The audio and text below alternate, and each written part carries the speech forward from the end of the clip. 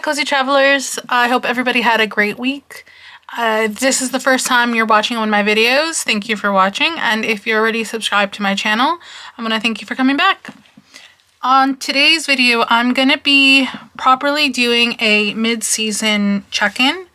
I had wanted to do this with the winter pens, but I think just because of my timing for everything and scheduling, I blew past the midpoint and didn't even realize it until it was the end of winter and I was already starting to do my spring pens. So this time around, I want to kind of try to walk through some of my top picks and also maybe a couple of my not so favorite choices, and then I will briefly talk about some of the pens that I've actually swapped around, either be it a fully different pen and same ink or a fully new pen with new ink. So we'll talk about that, but let's start first with our top picks. Okay, so I brought you in a little closer. On here, I got this through a fun Happy Mail. This little kind of, this like rating chart thing that I thought was really nice. And so what I did is, and even wrote for myself in no particular order, I wrote my top picks and wrote in a little 5-star on the bottom. So just starting off in the top there, I'm also going to bring in the previous swatch book right there. My first pick here was the Esterbrook Sea Glass with the Dominant Industry Seaweed ink. And this was, I think, one of my favorite choices. One, because it had really nice shading, and also because there was some really nice shimmer to it. So this was a really nice combination, and if you haven't tried the Dominant Industry Seaweed, you definitely should. Next up here we have the Natami pen. This was one of the budget pens I had inked up for spring. Really nice weight to it, really great writer.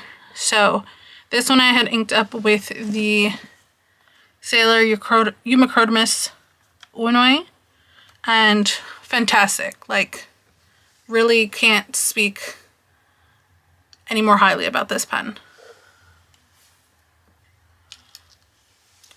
Next we have a pen here that I hadn't used in a while because of the scratchiness, but thankfully Gina from Custom Nib Studio tuned the nib for me a little bit and made it a wetter writer. So now this combination with the Sailor 140 is probably one of my top combinations.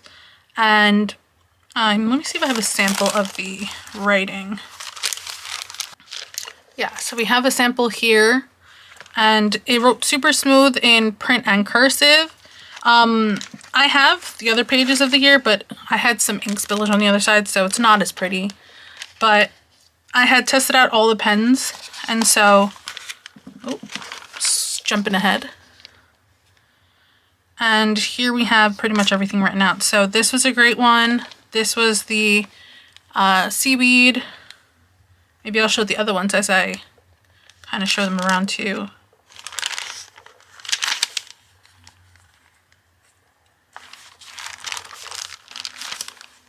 Took me a second to find, but that's with the Natami pen. That one was super beautiful. Next here was one of my newer pens, the Mayfair Golden Tortoise.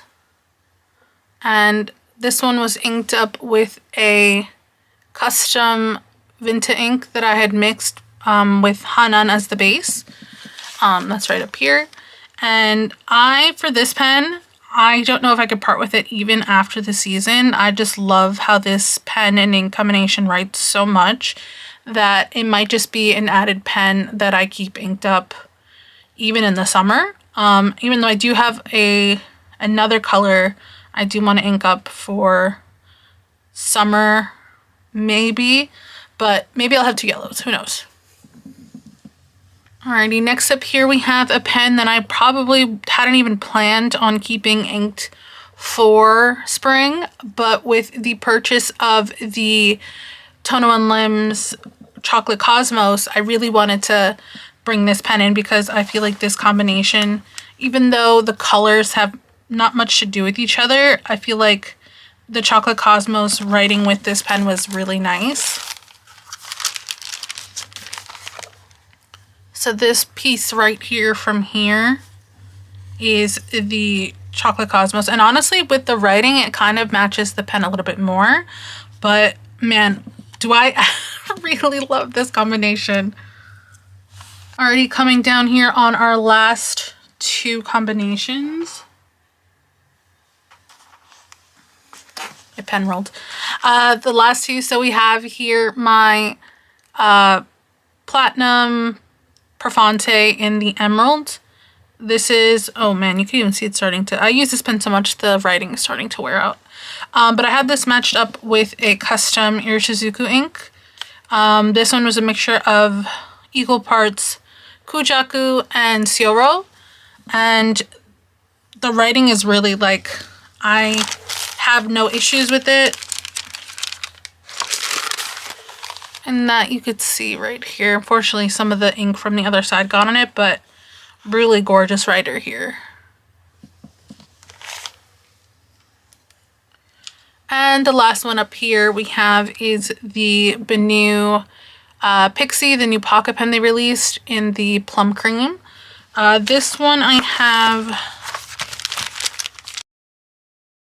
with Birthday Cake.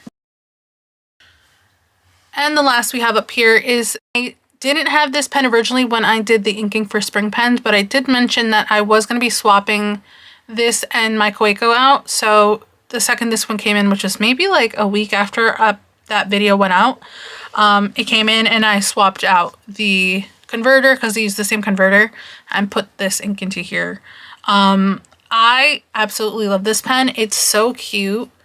I do understand some of people's frustrations with the posting because it doesn't post tightly because there is a divot. You could see it here, a divot in the cap.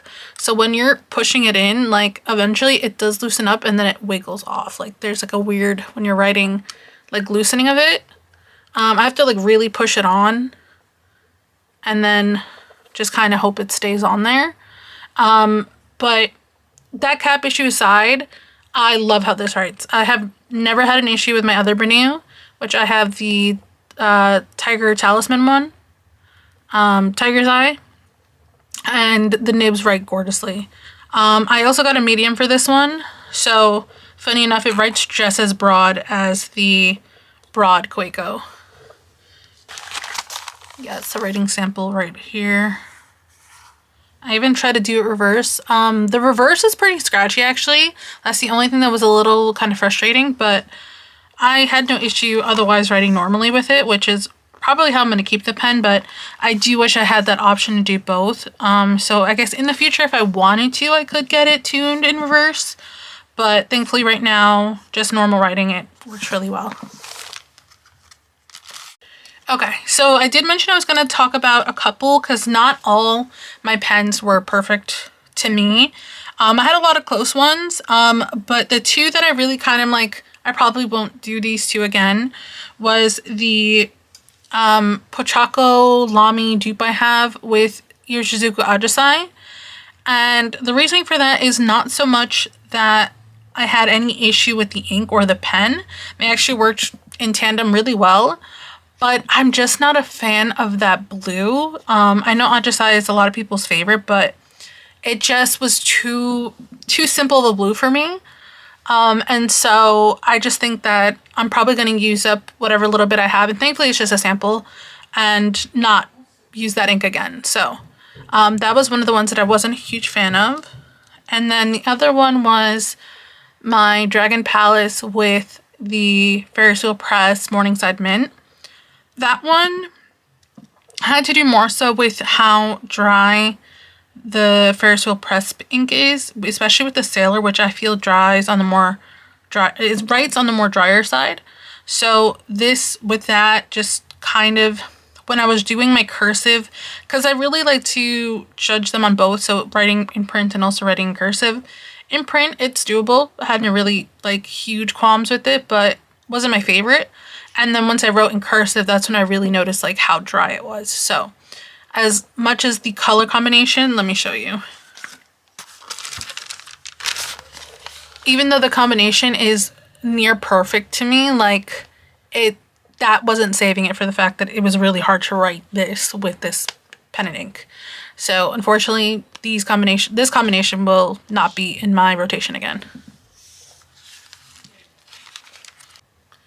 So going here, I am going to talk a little bit about some of the swaps that I did.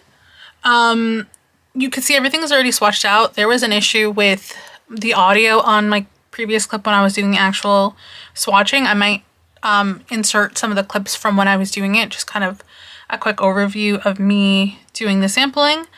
But basically what I have here is the colors that first off, yeah, so this one was originally inked up with Graph von Faber-Castell in the Cognac Brown, which is this one.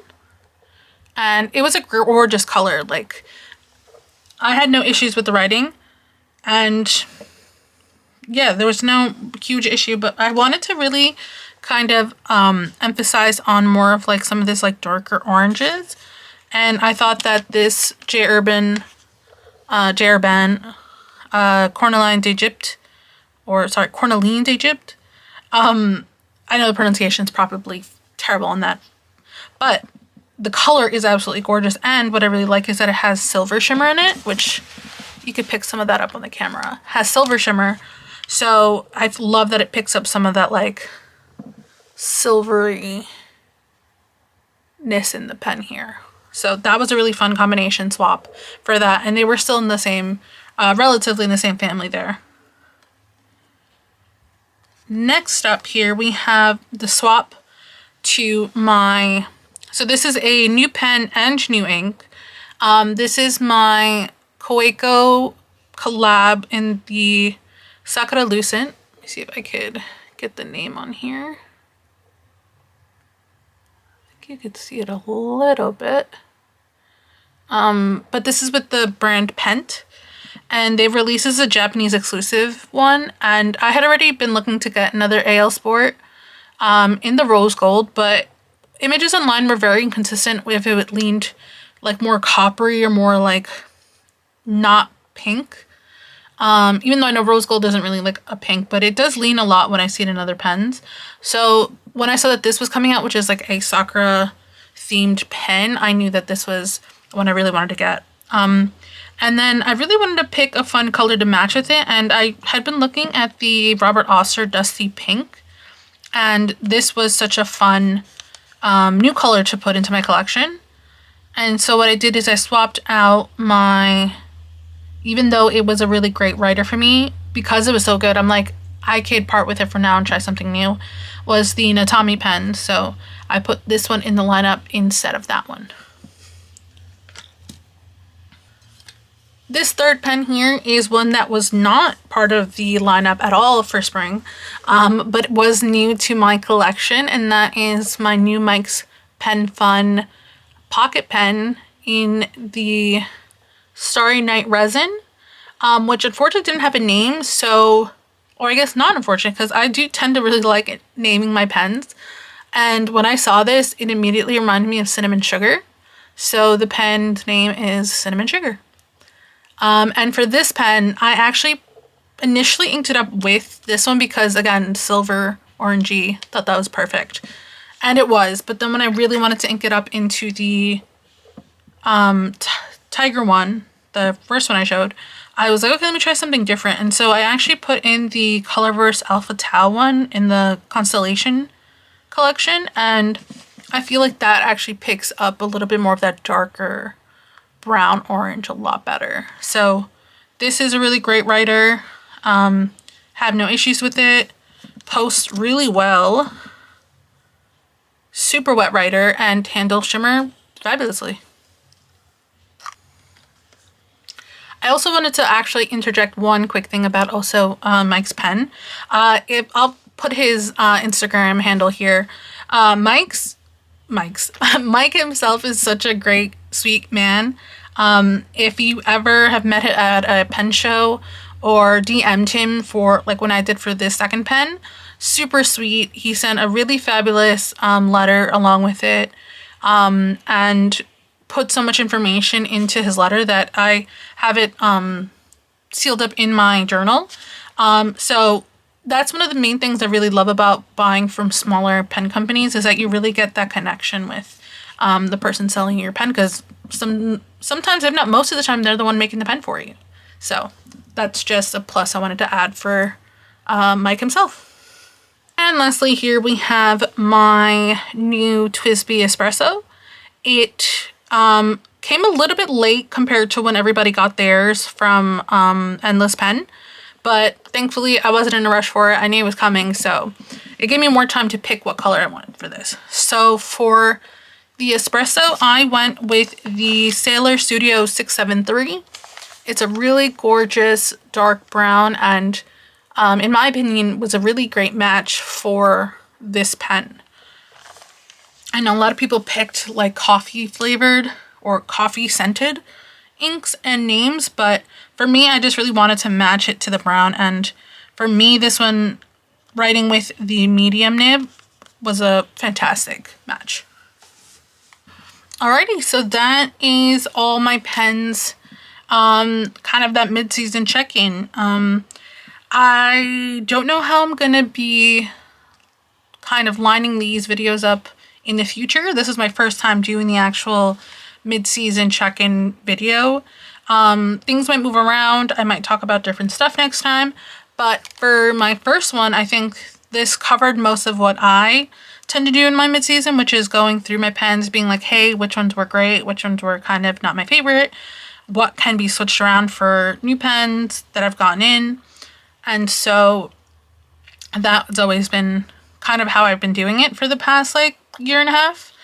And so I hope you enjoyed kind of just talking with me and chatting through some of the combinations that worked for me, and maybe there's an ink here again that you're now interested in that I mentioned that has been added to the lineup.